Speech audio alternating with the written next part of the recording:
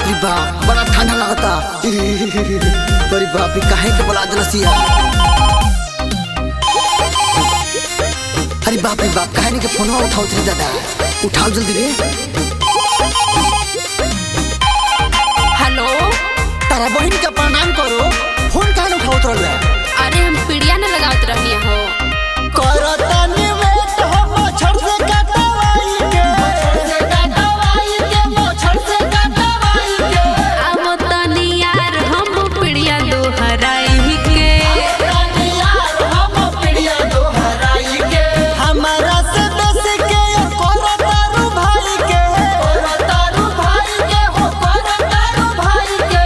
अब तनी जान हम पीड़िया दोहराई के, अब तनी जान हम पीड़िया दोहराई के। हाँ तू पीड़िया दोहरावो, हमारा के जाड़े मुआवो। ऐसे काहे बोलत रहो। कबे ले कहां पता नहीं, पूछो तू काहे बोलता रहो। अब तनी जान हम पीड़िया दोहराई के, अब तनी जान हम पीड़िया दोहराई के। कि देले रहलू हमके टाइम 4 बजे भोर के। अरे भौजी चाची सब लोग बा हम कुछ नहीं के जाना, जल्दी आओ। कि सब सखी बाड़ी संगिए कैसे आई छोड़ी के। बड़ा चाह लगता हो, लागता ते जाड़ देरी कोइलू तू बोलाई के, कोइलू तू बोलाई के हो, कोइलू तू बोलाई के। अब तनी यार हम पीड़िया दोहराई के, तनी यार हम पीड़िया दोहराई के। अब तनी जान हम पीड़िया दोहराई के। अब तनी जान हम पीड़िया दोहराई के। तनी और थोड़ा देर रुका, औते न बानी। हाँ जौन खुनवा बाचो बल हुच सवाद दो। अब तनी जान हम पीड़िया दोहराई के।